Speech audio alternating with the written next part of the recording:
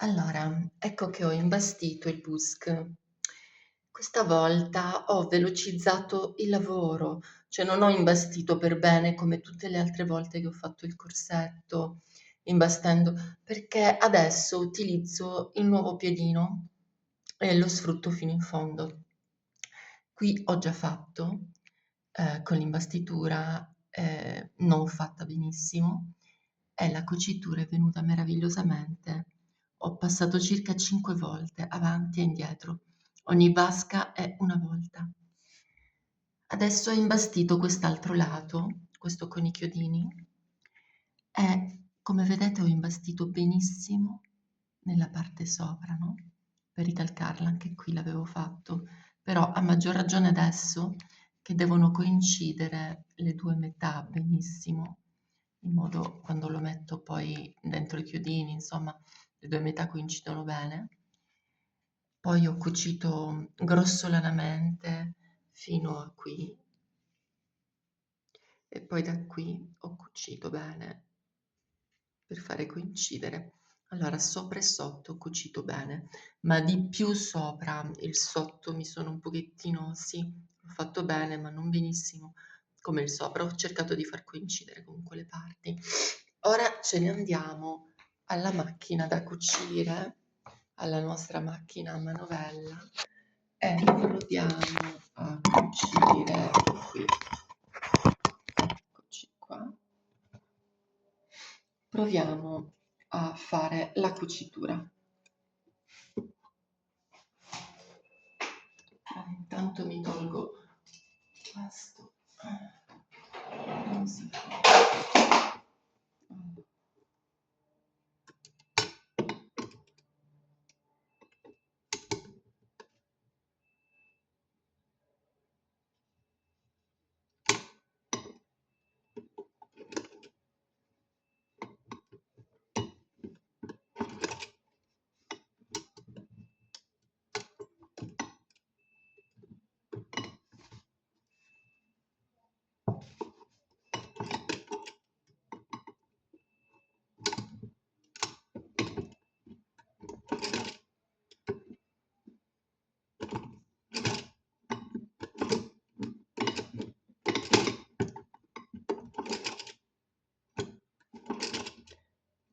Allora, nella parte cucita benissimo, imbastita benissimo, io me ne vado proprio sopra la cucitura.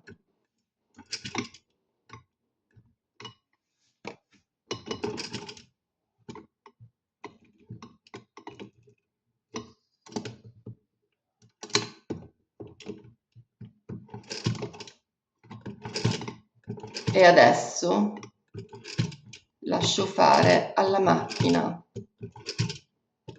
anzi al piedino della macchina, perché lui sa. Lo teniamo bene il busto e lasciamo fare al piedino della macchina.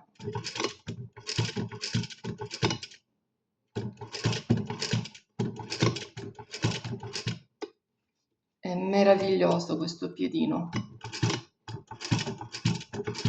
Tenendo il busk, spingendolo con le due dita, un pollice e indice, verso il piedino, in modo che prende bene le cuciture.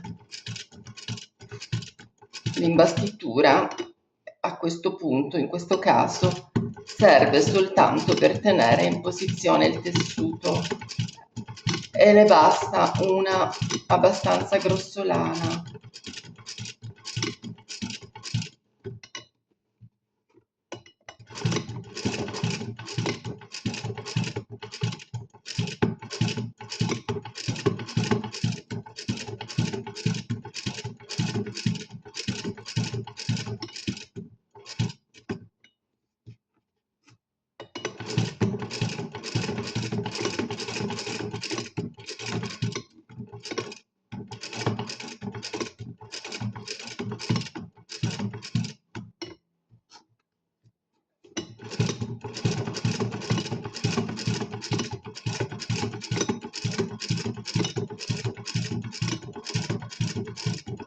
che abbiamo quasi finito.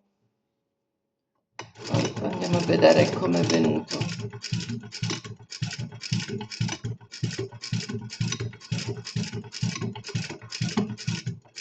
Questa è la prima cucitura.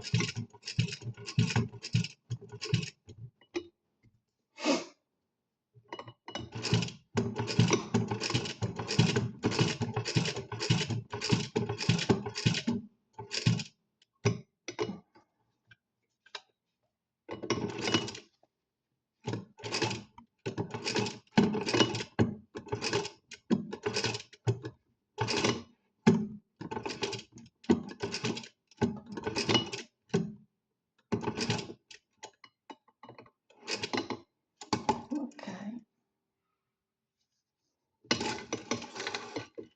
Andiamo a vedere, speriamo bene.